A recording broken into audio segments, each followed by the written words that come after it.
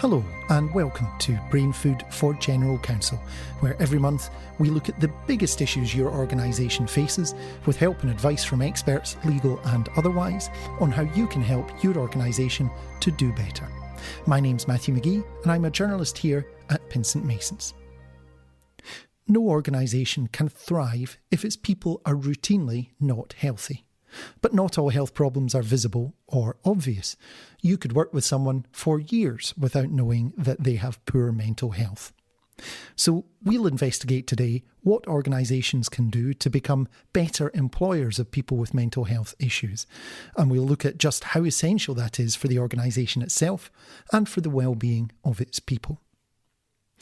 There is a business case for better mental health awareness and processes, but the overwhelming argument for improving how this is treated in the workplace is a human one. It's the rare person who never suffers any mental or emotional health problems, and a workplace that understands that is going to be a better place to work, as well as a more productive and more profitable one. If anyone had any doubts that people with depression and anxiety can be productive and effective under pressure, then Alastair Campbell will dispel them. Right-hand man and communications advisor to ex-UK Prime Minister Tony Blair, Alastair was at the heart of opposition then government for more than 10 years, in the room through crises such as foot and mouth, fuel shortages, the attacks of September the 11th, 2001 and the Iraq War. He did it while dealing with depression and anxiety that he's laid bare in an unflinching account, Living Better, published last month. We'll hear from Alastair about what it's like to operate at that level while dealing with depression and about his tactics for coping. It's a story that will be familiar to Pinsent Masons partner Sean Elson, who'll talk us through his own experiences of mental health and work. Philip Aiken of Barclays and Kate Dodd of Pinsent Masons will help us understand what practical action organisations can take and what differences that can make to an organisation's culture and ultimately its future direction and viability.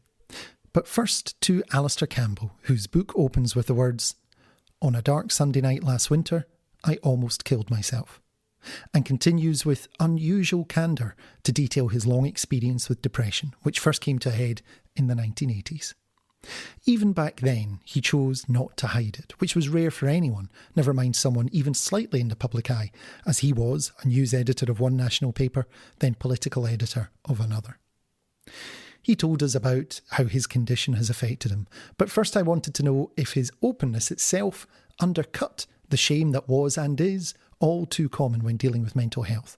Did it defang what others still considered an insult? I think I have benefited from being open, even though I got a lot of flack from a lot of people politically and media-wise. They were all pretty good in the main about me saying, sometimes I got really bad depression and I once had a complete crack up and had a drink problem and so forth. I never really felt any blowback at all. Now, that, as I say, is for me in a fairly fortunate position. I had employers who understood. I had friends and family who understood. I think it's harder maybe for people in an organisation where it's less understood. And I meet people all the time who, some of whom who end up in court where they feel that because of their openness about their mental health, that it's held against them, in terms of promotion prospects, it's held against them in terms of bullying and so forth. So it's not always the same, but I have always felt that being open has helped me as an individual, and it's also helped how I feel about the world around me. I think that in my early days when I was a journalist, I dealt with my mood swings through alcohol, in partly a kind of form of self-medication, and also denial. And then I think when I stopped drinking in 1986 after I had a breakdown, I think I then developed a different form of denial through work. I think I became a workaholic.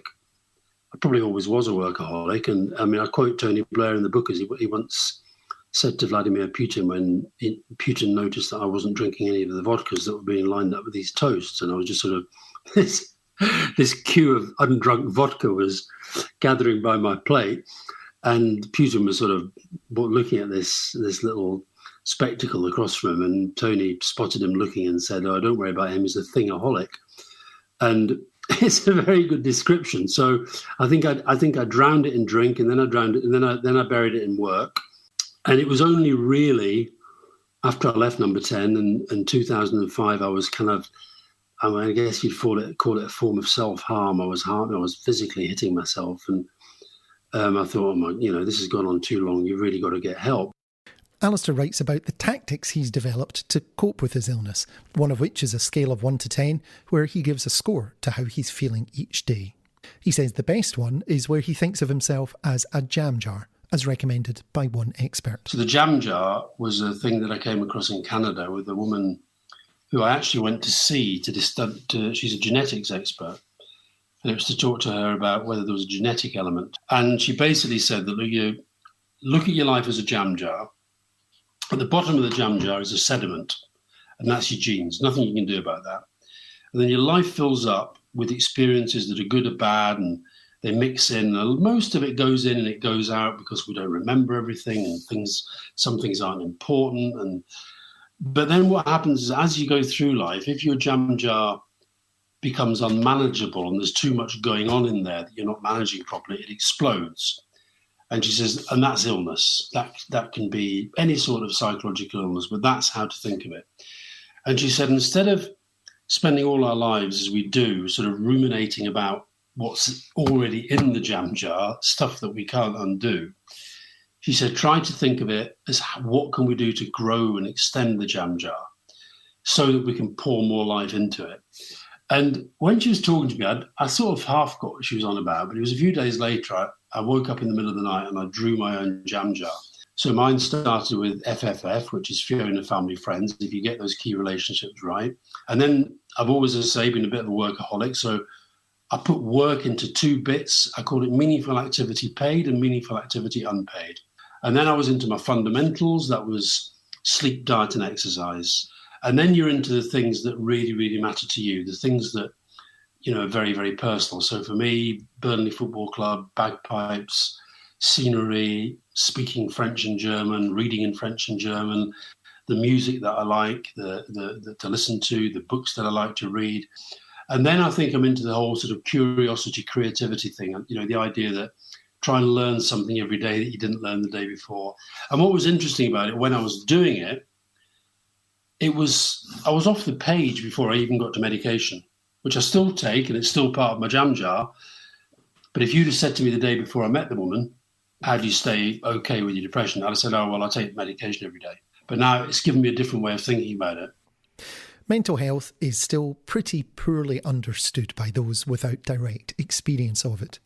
Many societies have got past the stage where it can be openly mocked without consequence, but not quite to the stage where we routinely change the way we work and operate to accommodate it. This is why personal testimonies are so important, to help people understand the situation and to reinforce the message that this is something to be discussed, not hidden away. We know we can't send someone with a broken leg out to deliver the post, but we're usually much less clear what we can and can't ask someone to do if they have depression or anxiety. Talking about it helps us all. Sean Elson of Pinsent Masons told me about his experiences. People who haven't maybe had much experience of mental health issues might look at somebody who outwardly is, wealthy, successful, with a family and lots of material possessions, and say, well, what on earth could they possibly have to be depressed with? And then somebody who is in terrible circumstances might be one of the most happy-go-lucky people you could possibly meet. It tends to manifest itself in a number of ways: very low mood, irritability, etc. So the kind of things that you can have just, frankly, through being alive. We all experience these low periods and times of difficulty. The problem that has occurred for me on a couple of occasions has been the fact that it's quite insidious. So you start to feel lower and lower, and eventually it becomes that's how you feel, that's how you are, it's you, rather than recognizing that actually this is not how it should be, and this shouldn't be a permanent state of affairs. The reaction of many people when they learn about Alastair Campbell's experiences, from the book or his many radio and television programmes about his depression, or his campaigning on mental health issues, is probably incredulity that he could more or less help to run a country while dealing with sometimes severe episodes of mental ill health. But he says that having such an all-consuming job actually made it easier to deal with in some ways, and that the problems became more acute when work at that level of intensity stopped. I coped because I had a desire to do what I was doing. I had, even with lower energy, I still had quite a lot of energy. And then what would happen, and I'm afraid this is where families take the brunt of it, I'd come home, I'd be completely exhausted, and I'd just sort of crash. So I think work was actually part of the management of it in a funny sort of way.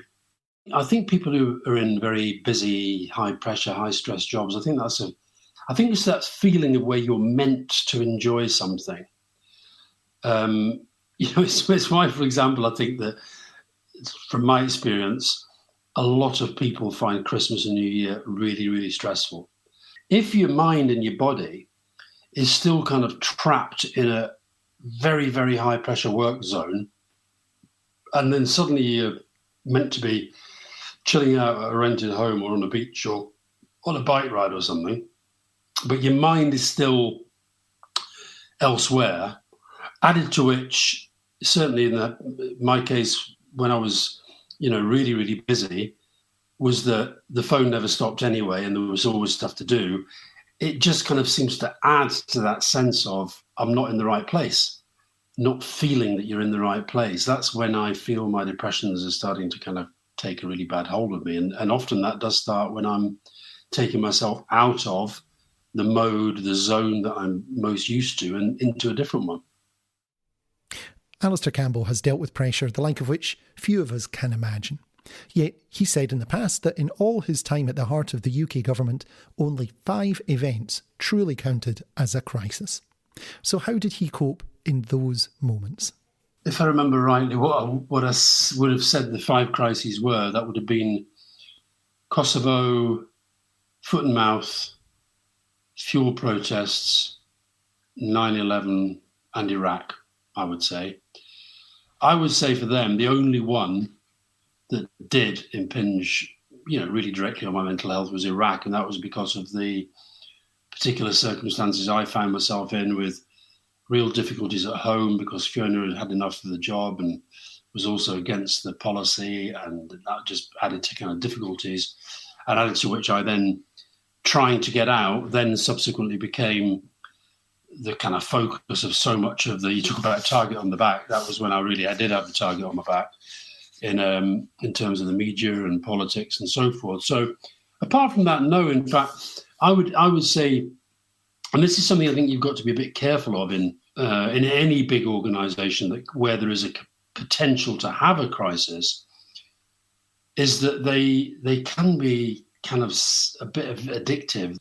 Once you're getting used to doing a job like that, where it is quite high level and it is quite stressful and it is a lot of travel and a lot of time and a lot of difficult challenges and problems, which others might see as crisis, but if providing you handle them properly, they're not. And that can become a bit kind of dull and a bit mundane. And then there's a danger that actually what you live for is oh my God, this is meltdown.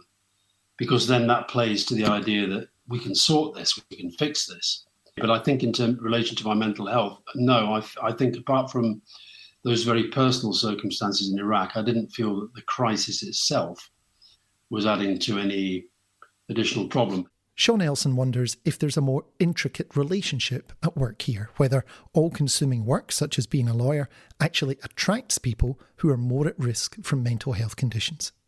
In certain types of professions, there may be a certain type of people that are attracted to those professions, high achieving, high functioning, but maybe with elements of needing to feel a sense of control or always wanting to be better, or perfectionism. Those things I think are very relevant factors for people in professional services.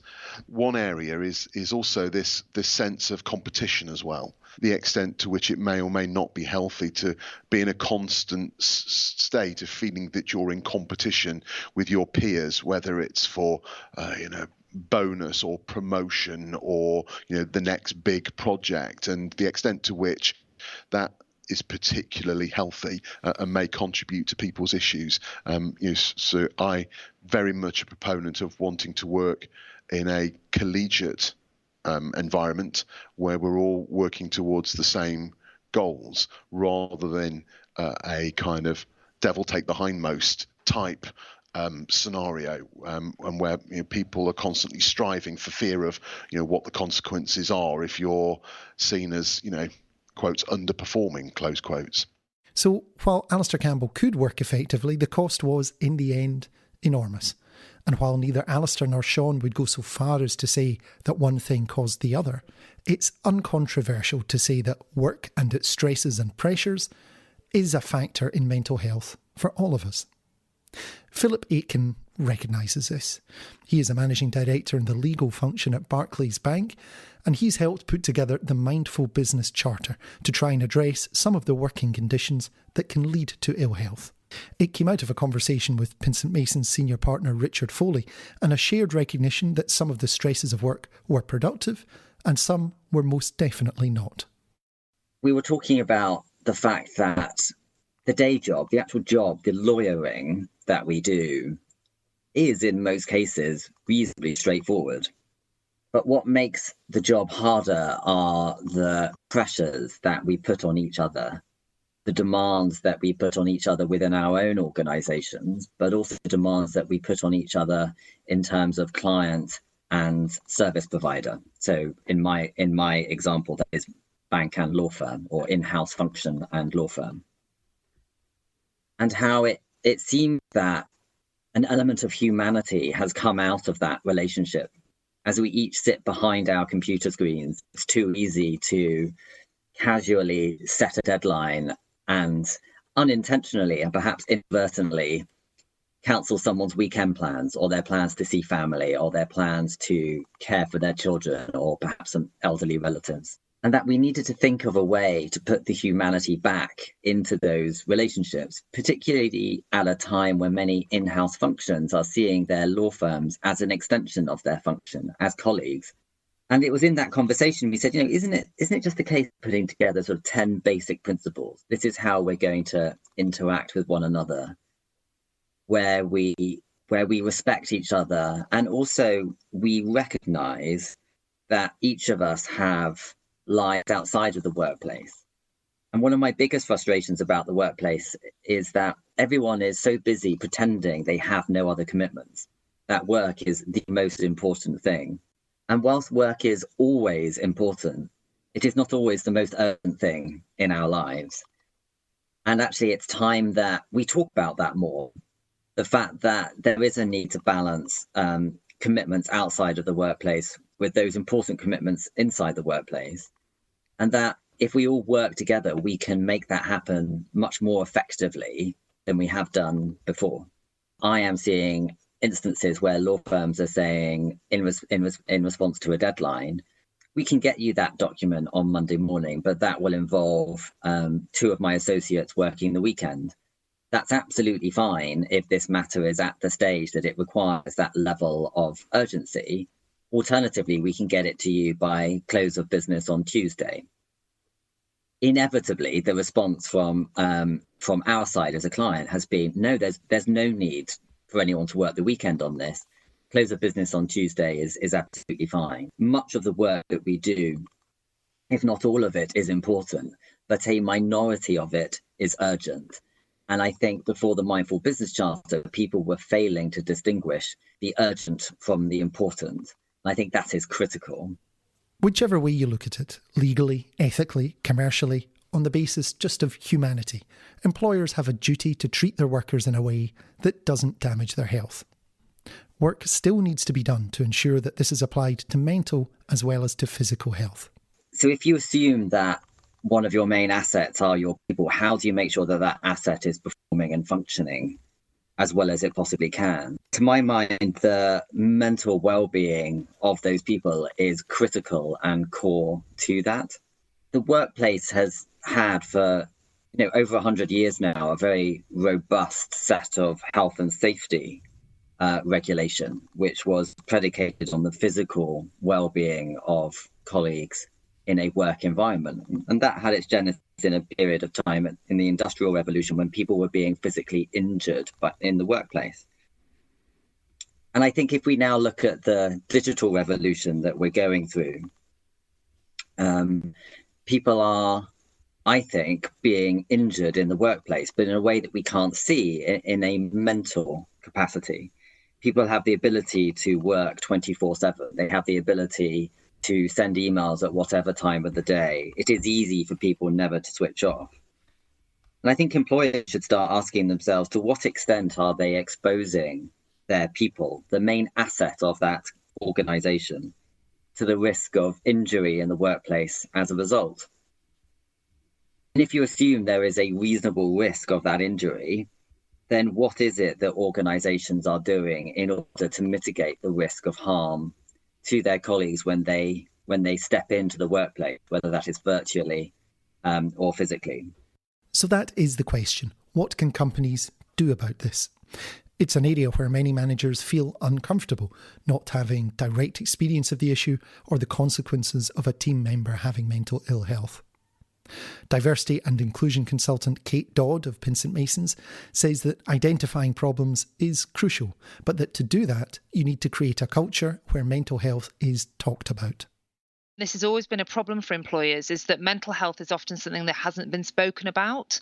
And often the first time an employer finds out about somebody having a mental health condition is when there is some sort of issue or a breakdown or an absence from work. And then it becomes a question of, should the employer have known? Would a reasonable employer have known that that person was susceptible or was suffering?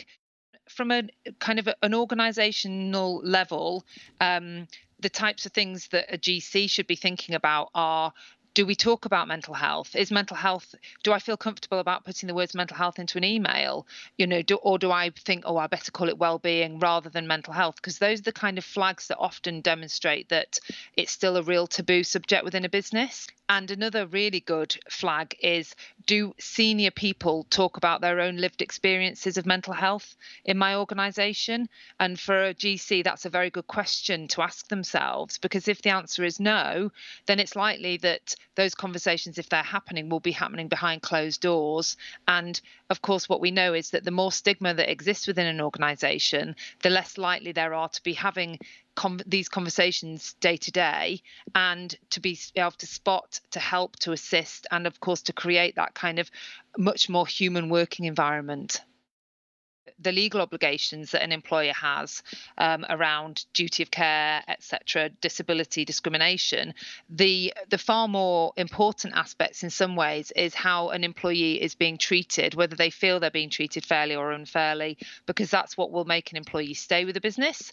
And it's also what will make an employer's brand either be a positive brand or be quite a toxic brand that people do not want to work for. There's a commercial as well as a human imperative here, says Philip. You will be a better business if you take this seriously. I don't think an organisation can perform as well as it can unless its people are healthy, are working in a sustainable way, and are not being subject to pressures which are unreasonable in the workplace. But an employer has to look at what its assets are.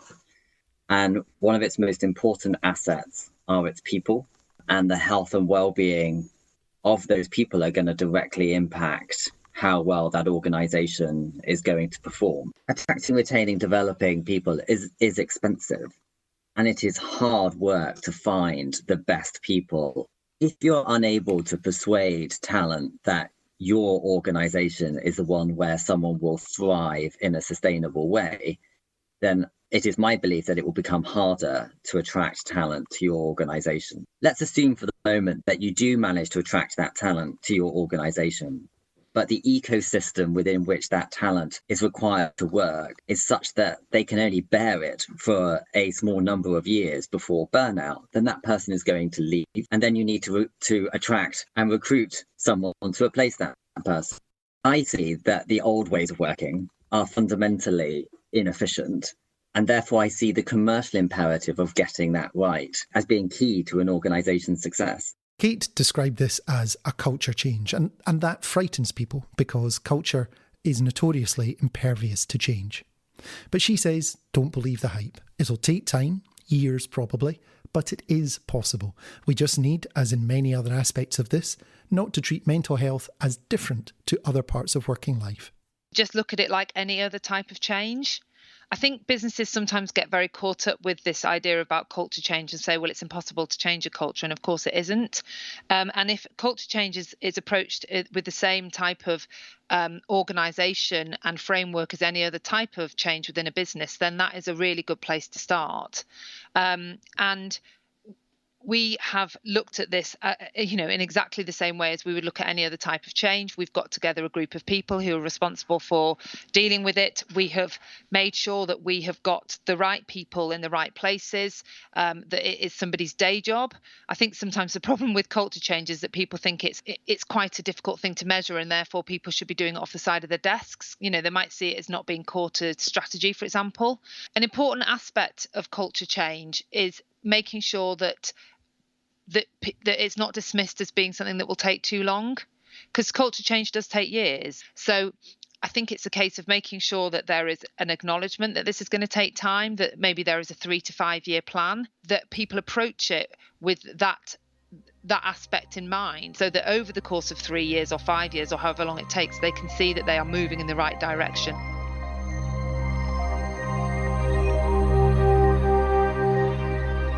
Thanks for joining us for the latest Brain Food for General Counsel podcast. Remember, you can keep up to date with hour-by-hour coverage of business law news by the Outlaw reporting team at pinsentmasons.com. Don't forget to subscribe to us wherever you get your podcast. Until next time, goodbye. Brain Food for General Counsel was produced and presented by Matthew McGee for Pinsent Masons, the international professional services firm with law at its core.